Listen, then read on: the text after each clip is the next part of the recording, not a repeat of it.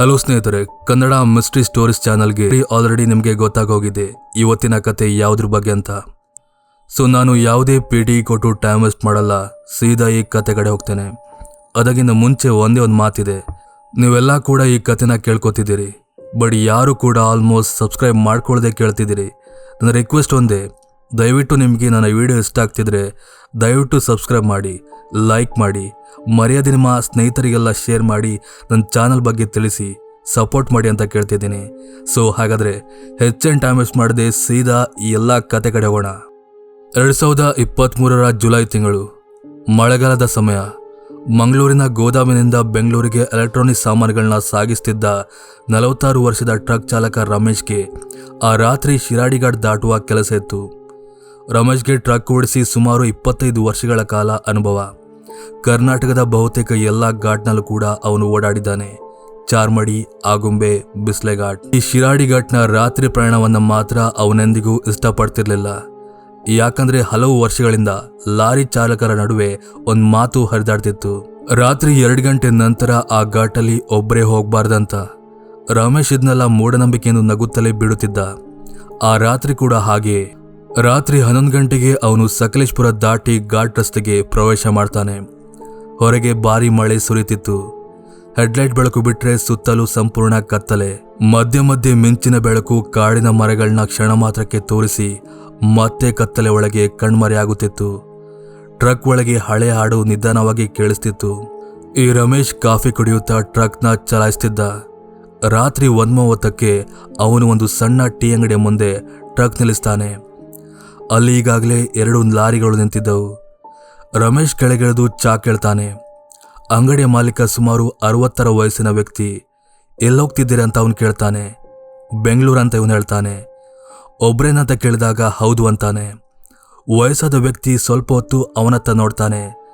ನಂತರ ನಿಧಾನವಾಗಿ ಹೇಳ್ತಾನೆ, 2 ಗಂಟೆ ನಂತರ ಆ ಘಾಟ್ನಲ್ಲಿ ಯಾರಾದರೂ ಲಿಫ್ಟ್ ಕೇಳಿದ್ರೆ ನಿಲ್ಲಿಸ್ಬೇಡ. ರಮೇಶ್ ಅದಕ್ಕೆ ನಗ್ತಾನೆ. ಅಷ್ಟು ವರ್ಷ ಟ್ರಕ್ ಓಡಿಸಿದ್ದೀನಿ, ನನಗೆ ಈ ಭೂತ ಪ್ರೇತಗಳ ಬಾಯಲ್ಲ. ಆದರೆ ಅಂಗಡಿಯವನು ಮಾತ್ರ ಅದಕ್ಕೆ ಉತ್ತರ ಕೊಡಲ್ಲ. ಚಾ ಗ್ಲಾಸ್ ಕೊಟ್ಟು ಸುಮ್ಮನಾಗ್ತಾನೆ. ರಮೇಶ್ ಚಾ ಕುಡಿತಾ ಟ್ರಕ್ ಹತ್ತಾನೆ. ಅವನ ಗಡಿಯಾರದಲ್ಲಿ ಸಮಯ 1:52. ಹಾಗೆ ಸ್ವಲ್ಪ ಹೊತ್ತಿನಲ್ಲೇ ಮಳೆ ಇನ್ನಷ್ಟು ಜೋರಾಗಿ ಸುರಿಯತೊಡಗಿತು. ರಸ್ತೆ 2 ಬದಿಯಲ್ಲೂ ಕೂಡ ಮಂಜು ಆವರಿಸಿತ್ತು. ವೈಪರ್ಗಳು ವೇಗವಾಗಿ ಕೆಲಸ ಮಾಡುತ್ತಿದ್ದರೂ ಮುಂದೆ ಸ್ಪಷ್ಟವಾಗಿ ಅವನಿಗೆ ಕಾಣ್ತಿರ್ಲಿಲ್ಲ. ರಮೇಶ್ ಆವಾಗ ಗಾಡಿ ಸ್ಪೀಡ್ನ ಕಡಿಮೆ ಮಾಡ್ತಾನೆ. ಇವಾಗ ಗಂಟೆ 2:13. ಒಂದು ತಿರುವು ದಾಟುತ್ತಿದ್ದಂತೆ ಹೆಡ್ಲೈಟ್ ಬೆಳಕಿನಲ್ಲಿ ಯಾರೋ ಅವನಿಗೆ ಕಾಣಿಸಿದಾಗೆ ಭಾಸವಾಗುತ್ತೆ. ನೋಡಿದ್ರೆ ರಸ್ತೆಯ ಎಡಬದಿಯಲ್ಲಿ ಒಬ್ಬ ವ್ಯಕ್ತಿ ನಿಂತಿರ್ತಾನೆ. ಒದ್ದೆಯಾದ ಬಿಳಿ ಅಂಗಿ ತೊಟ್ಟು. ಅವನ ಕೈಯಲ್ಲಿ ಹಳೆ ಬ್ಯಾಗ್ ಇತ್ತು. ಮುಖ ಮಾತ್ರ ಸ್ಪಷ್ಟವಾಗಿ ಕಾಣ್ತಿರ್ಲಿಲ್ಲ. ಅವನು ನಿಧಾನವಾಗಿ ಕೈ ಎತ್ತಿ ಲಿಫ್ಟ್ ಕೇಳ್ತಿದ್ದ. ರಮೇಶ್ಗೆ ಆ ಟೀ ಅಂಗಡಿಯವನ ಮಾತು ನೆನಪಾಗುತ್ತೆ. ಆದರೆ ಇಷ್ಟು ಮಳೆಯಲ್ಲಿ ಆ ವ್ಯಕ್ತಿ ಬಿಟ್ಟು ಹೋಗಲು ಅವನಿಗೆ ಮನಸ್ಸಾಗುವುದಿಲ್ಲ. ಅವನು ಟ್ರಕ್ನ ನಿಲ್ಲಿಸ್ತಾನೆ. ನಂತರ ಆ ವ್ಯಕ್ತಿ ನಿಧಾನವಾಗಿ ಬಂದು ಅವನ ಪಕ್ಕದ ಸೀಟ್ನಲ್ಲಿ ಕುಳ್ಕೋತಾನೆ. ಬಾಗಿಲು ಮುಚ್ಚಿದ ಶಬ್ದ ಕೇಳುತ್ತೆ. ಎಲ್ಲೋಗ್ಬೇಕು ಅಂತ ಇವನು ಕೇಳಿದಾಗ ಅವನು ಸಕಲೇಶ್ಪುರ ಅಂತಾನೆ. ಆ ವ್ಯಕ್ತಿಯ ಧ್ವನಿ ತುಂಬಾ ನಿಧಾನವಾಗಿತ್ತು. ರಮೇಶ್ ಮತ್ತೇನು ಕೂಡ ಕೇಳಲಿಲ್ಲ. ಟ್ರಕ್ನ ಮುಂದೆ ತಗೊಂಡೋಗ್ತಾನೆ. ಕೆಲವು ನಿಮಿಷಗಳ ಕಾಲ ಇಬ್ಬರ ನಡುವೆ ಮಾತಿರಲಿಲ್ಲ. ಆದರೆ ಟ್ರಕ್ ಒಳಗೆ ಏಕಾಏಕಿ ವಿಚಿತ್ರ ಚಳಿ ಅನುಭವ ಆಗ್ತಿತ್ತು. ಕಿಟಕಿಗಳು ಮುಚ್ಚಿದ್ದವು, ಆದರೆ ಒಳಗಿನ ತಾಪಮಾನ ಕಡಿಮೆ ಆಗ್ತಿತ್ತು. ರಮೇಶ್ ಕೈಗಳನ್ನ ಒರೆಸ್ಕೊಳ್ತಾನೆ. ಅವನು ಪಕ್ಕದಲ್ಲಿದ್ದ ವ್ಯಕ್ತಿನ ಗಮನಿಸ್ತಾನೆ. ಆತನ ಬಟ್ಟೆಗಳು ಸಂಪೂರ್ಣವಾಗಿ ಒದ್ದೆಯಾಗಿದ್ದವು, ಆದರೆ ಸೀಟ್ ಮಾತ್ರ ಒದ್ದೆಯಾಗಿರಲಿಲ್ಲ. ರಮೇಶ್ಗೆ ಒಂಥರ ಸ್ಟ್ರೇಂಜ್ ಅನಿಸುತ್ತೆ. ಅವನು ರೇಡಿಯೋ ಆನ್ ಮಾಡ್ತಾನೆ. ಆ ರೇಡಿಯೋದಲ್ಲಿ ಗದ್ದಲದ ಶಬ್ದ ಮಾತ್ರ ಕೇಳಿಸ್ತಿತ್ತು. ಆವಾಗ ಇದ್ದಕ್ಕಿದ್ದಾಗಿ ಆ ಪಕ್ಕದ ಸೀಟಲ್ಲಿ ಕೂತಿದ್ದ ವ್ಯಕ್ತಿ ಮಾತಾಡ್ತಾನೆ, ಇಲ್ಲಿ ತುಂಬಾ ಆಕ್ಸಿಡೆಂಟ್ಗಳು ಆಗುತ್ತವೆ ಅಂತ. ಅದಕ್ಕೆ ರಮೇಶ್ ಹೌದು ಅಂತ ಉತ್ತರಿಸ್ತಾನೆ. 3 ವರ್ಷಗಳ ಹಿಂದೆ ನಾನು ಕೂಡ ಇಲ್ಲೇ ಸತ್ತೆ ಅಂತ ಅವನು ಹೇಳ್ತಾನೆ. ಅದಕ್ಕೆ ರಮೇಶ್ ಬೆಚ್ಚಿ ಬೀಳ್ತಾನೆ. ಅವನು ತಕ್ಷಣ ಆ ವ್ಯಕ್ತಿ ಕಡೆ ತಿರುಗಿ ನೋಡ್ತಾನೆ. ಆದರೆ ಪ್ಯಾಸೆಂಜರ್ ಸೀಟ್ ಖಾಲಿಯಾಗಿತ್ತು. ಟ್ರಕ್ ಮಾತ್ರ ಇನ್ನೂ ಚಲಿಸ್ತಲೇ ಇತ್ತು. ರಮೇಶ್ನ ಹೃದಯ ಜೋರಾಗಿ ಬಡ್ಕೊಳ್ಳುತ್ತೆ. ಅವನು ತಕ್ಷಣ ಬ್ರೇಕ್ ಆಗ್ತಾನೆ. ಹಾಗೆ ಹೊರಗಿಳಿದು ಸುತ್ತಲೂ ನೋಡ್ತಾನೆ. ಆದ್ರೆ ಸುತ್ತಮುತ್ತ ಯಾರು ಕೂಡ ಇರಲಿಲ್ಲ.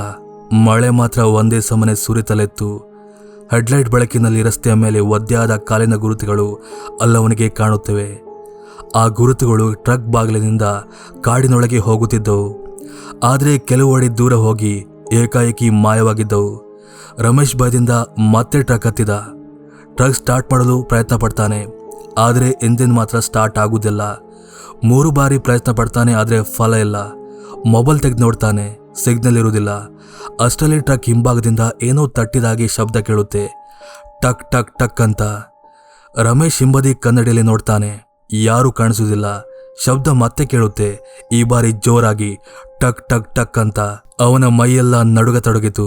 ಧೈರ್ಯ ಮಾಡಿ ಬಾಗಿಲು ತೆರೆದು ಕೆಳಗಿಳಿದ. ಟ್ರಕ್ ಹಿಂಭಾಗಕ್ಕೆ ಹೋಗಿ ನೋಡಿದ, ಆದರೆ ಅಲ್ಲಿ ಯಾರೂ ಕೂಡ ಇರಲಿಲ್ಲ. ಆದರೆ ಅಲ್ಲಿನ ಬಾಗಿಲಿನ ಮೇಲೆ ಯಾರೋ ಬೆರಳಿಂದ ಬರೆದಂತೆ ಕಾಣುತ್ತಿತ್ತು, ಹಿಂದೆ ನೋಡ್ಬೇಡ ಅಂತ. ರಮೇಶ್ಗೆ ಅದನ್ನ ನೋಡಿ ಉಸಿರು ನಿಂತಾಗಾಯ್ತು. ಅಷ್ಟರಲ್ಲಿ ಹಿಂದೆ ಯಾರೋ ನಡೀತಿರುವ ಶಬ್ದ ಅವನಿಗೆ ಕೇಳಿಬರುತ್ತೆ. ಅದು ನಿಧಾನವಾಗಿ ಒದ್ದೆಯಾದ ರಸ್ತೆ ಮೇಲೆ ಟಪ್ ಟಪ್ ಟಪ್ ಅಂತ. ಆ ಶಬ್ದ ನಿಧಾನವಾಗಿ ಅವನ ಹತ್ರನೇ ಬರ್ತಿರುತ್ತೆ. ರಮೇಶ್ ಒಮ್ಮೆಲೆ ಹಿಂತಿರುಗಿ ನೋಡ್ತಾನೆ, ಬಟ್ ಅಲ್ಲಿ ಯಾರು ಕೂಡ ಇದ್ದಿರುವುದಿಲ್ಲ. ಅನಂತರ ಓಡಿ ಟ್ರಕ್ ಹತ್ತಿ ಬಾಗಿಲು ಲಾಕ್ ಮಾಡ್ಕೋತಾನೆ. ಮತ್ತೆ ಒಮ್ಮೆ ಸ್ಟಾರ್ಟ್ ಮಾಡಲು ಪ್ರಯತ್ನ ಪಡ್ತಾನೆ. ಈ ಬಾರಿ ತಕ್ಷಣ ಸ್ಟಾರ್ಟ್ ಆಗುತ್ತೆ. ಅವನು ಹಿಂದು ಮುಂದೆ ನೋಡದೆ ವೇಗವಾಗಿ ಅಲ್ಲಿಂದ ಹೊರಡ್ತಾನೆ. ಸುಮಾರು 20 ನಿಮಿಷಗಳ ನಂತರ ಒಂದು ಪೆಟ್ರೋಲ್ ಬಂಕ್ ಬಳಿ ಅವನು ಟ್ರಕ್ನ ನಿಲ್ಲಿಸ್ತಾನೆ. ಅಲ್ಲಿದ್ದ ಇನ್ನೊಬ್ಬ ಲಾರಿ ಚಾಲಕನಿಗೆ ಆಗಿದ್ನೆಲ್ಲ ಹೇಳ್ತಾನೆ. ಆ ಘಟನೆನೆಲ್ಲ ಕೇಳಿ ಆ ವ್ಯಕ್ತಿ ಮೌನವಾಗ್ತಾನೆ. ನಂತರ ಕೇಳ್ತಾನೆ, ಸಮಯ ಎಷ್ಟಾಗಿತ್ತು ಅಂತ. ಸುಮಾರು 2:15. ಆ ಲಾರಿ ಚಾಲಕನ ಮುಖ ಬದಲಾಗುತ್ತೆ. 3 ವರ್ಷಗಳ ಹಿಂದೆ ಇದೇ ಸಮಯಕ್ಕೆ ಒಬ್ಬ ಕ್ಲೀನರ್ ಅಪಘಾತದಲ್ಲಿ ಸತ್ತಿದ್ದ. ಲಿಫ್ಟ್ ಕೇಳುವ ವ್ಯಕ್ತಿ ಕತೆ ಇಲ್ಲಿ ಬಹಳ ವರ್ಷಗಳಿಂದ ಕೇಳಿಸುತ್ತಿದೆ. ಅದನ್ನ ಕೇಳಿ ರಮೇಶ್ ಬಾಯಿಂದ ಮಾತೇ ಬರೋದಿಲ್ಲ. ಅದರ ನೆಕ್ಸ್ಟ್ ಡೇ ಬೆಳಿಗ್ಗೆ ಟ್ರಕ್ನ ಪ್ಯಾಸೆಂಜರ್ ಸೀಟ್ನ ನೋಡ್ತಾನೆ. ಸೀಟ್ ಮೇಲೆ ಒದ್ದೆಯಾದ ಕೈಗುರುತು ಅವನಿಗೆ ಸ್ಪಷ್ಟವಾಗಿ ಕಾಣ್ತಿತ್ತು. ಅದನ್ನ ನೋಡಿ ಅವನ ಕೈಕಾಲೆಲ್ಲ ನಡ್ಕೋಕೆ ಸ್ಟಾರ್ಟ್ ಆಗುತ್ತೆ. ಆ ರಾತ್ರಿ ನಂತರ ರಮೇಶ್ ಎಂದಿಗೂ ಆ ಶಿರಾಡಿ ಘಾಟ್ನಲ್ಲಿ ಪ್ರಯಾಣ ಮಾಡಲಿಲ್ಲ. ಇಂದಿಗೂ ರಾತ್ರಿ 2:15 ಆದಾಗ ಅವನಿಗೆ ಆ ಮಾತು ನೆನಪಾಗುತ್ತೆ. 3 ವರ್ಷಗಳ ಹಿಂದೆ ನಾನ್ ಕೂಡ ಇಲ್ಲೇ ಸತ್ಯಂಬ ಮಾತನ್ನ ಆ ವ್ಯಕ್ತಿ ಹೇಳಿದ್ದು. ಅದು 2022ರ ಆಗಸ್ಟ್ ತಿಂಗಳು. ಮಂಗಳೂರು ಬಂದರಿಂದ ಬೆಂಗಳೂರಿಗೆ ಔಷಧಿ ಸಾಮಾನುಗಳನ್ನ ಸಾಗಿಸ್ತಿದ್ದ 39 ವರ್ಷದ ಟ್ರಕ್ ಚಾಲಕ ವಿಜಯ್ಗೆ ಆ ರಾತ್ರಿ ಶಿರಾಡಿ ಘಾಟ್ ದಾಟಬೇಕಾಗಿತ್ತು. ವಿಜಯ್ಗೆ 15 ವರ್ಷಗಳ ಚಾಲನಾ ಅನುಭವ ಇತ್ತು. ರಾತ್ರಿ ಪ್ರಯಾಣ ಅವನಿಗೇನು ಹೊಸದಲ್ಲ.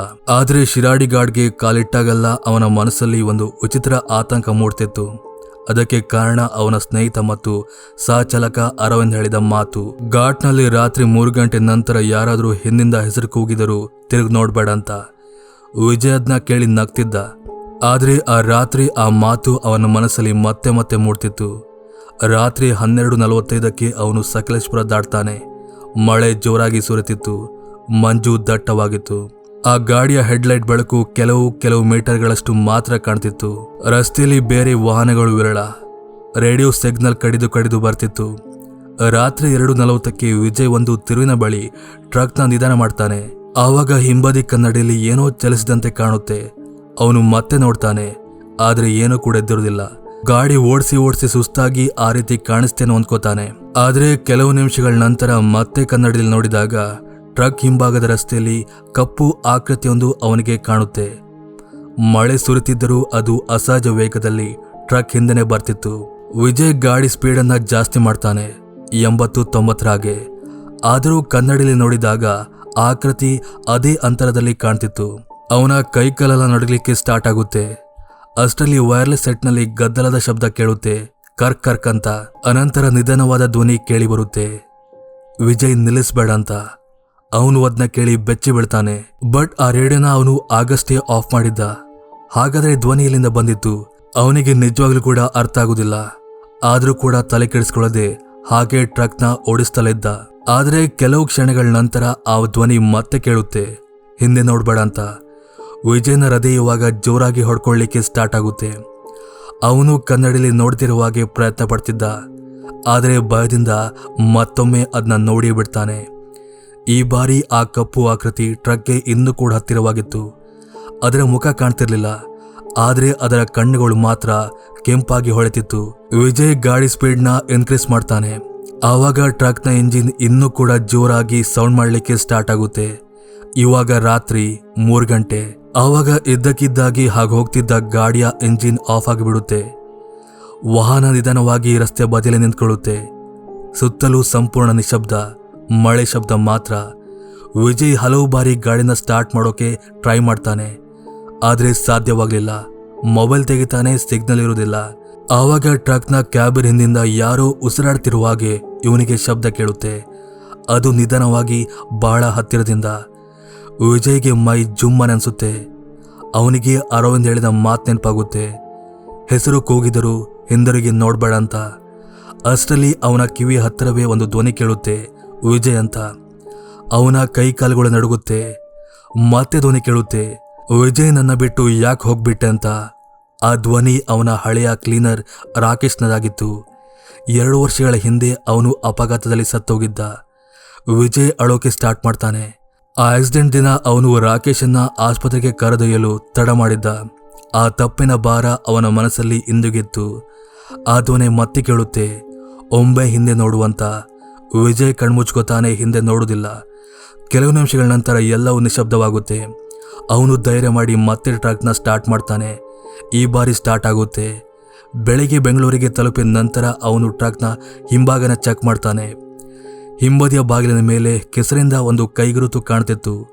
ಅದರ ಕೆಳಗೆ ಯಾರೋ ಬೆರಳಿಂದ ಬರೆದಂಥ ಒಂದು ವಾಕ್ಯ ಇತ್ತು, ಹಿಂದೆ ನೋಡಿದರೆ ನೀನು ಬರ್ತಿದ್ದೆ ಅಂತ. ಆ ದಿನ ನಂತರ ವಿಜಯ್ ಎಂದಿಗೂ ರಾತ್ರಿಯೊಬ್ಬನೇ ಆ ಘಾಟ್ನಲ್ಲಿ ಪ್ರಯಾಣ ಮಾಡಲಿಲ್ಲ. 2021 ಸೆಪ್ಟೆಂಬರ್ ತಿಂಗಳು ಮಂಗಳೂರಿಂದ ಬೆಂಗಳೂರಿಗೆ ಹಣ್ಣುಗಳ ಸರಕು ಸಾಗಿಸ್ತಿದ್ದ 42 ವರ್ಷದ ಟ್ರಕ್ ಚಾಲಕ ಮಂಜುನಾಥ್ಗೆ ಆ ರಾತ್ರಿ ಶಿರಾಡಿಘಾಟ್ ದಾಟಬೇಕಾಗಿತ್ತು. ಅವನೊಟ್ಟಿಗೆ ಕ್ಲೀನರ್ ಆಗಿ 19 ವರ್ಷದ ರವಿ ಕೂಡ ಇದ್ದ. ರಾತ್ರಿ ಸುಮಾರು 11:30ಕ್ಕೆ ಇಬ್ಬರು ನೆಲ್ಯಾಡಿ ದಾಟಿ ಘಾಟ್ ರಸ್ತೆಗೆ ಪ್ರವೇಶ ಮಾಡ್ತಾರೆ. ಹೊರಗಡೆ ಭಾರಿ ಮಳೆ. ಮಂಜು ಎಷ್ಟು ದಟ್ಟವಾಗಿತ್ತಂದ್ರೆ ಟ್ರಕ್ ಹೆಡ್ಲೈಟ್ನ ಬೆಳಕು ಕೂಡ 10 ಮೀಟರ್ ಮುಂದೆ ಕಾಣ್ತಿರ್ಲಿಲ್ಲ. ರವಿ ಮೊಬೈಲಲ್ಲಿ ಹಾಡು ಕೇಳ್ತಿದ್ದ. ಅಣ್ಣ, ಈ ಘಾಟಲ್ಲಿ ಭೂತ ಕಾಣುತ್ತೆ ಅಂತ ನಿಜವಾ ಅಂತ ರವಿ ಕೇಳ್ತಾನೆ. ಮಂಜುನಾಥ್ ನಗ್ತಾನೆ, ನನಗೆ 20 ವರ್ಷ ಆಯ್ತು ಟ್ರಕ್ ಓಡಿಸಿ, ಭೂತಕ್ಕಿಂತ ಜಾಸ್ತಿ ಅಪಾಯಕಾರಿ ಈ ನಿದ್ದೆ ಅಂತ ಹೇಳ್ತಾನೆ. ಅದಕ್ಕೆ ಇಬ್ಬರು ಕೂಡ ನಗಾಡ್ತಾರೆ.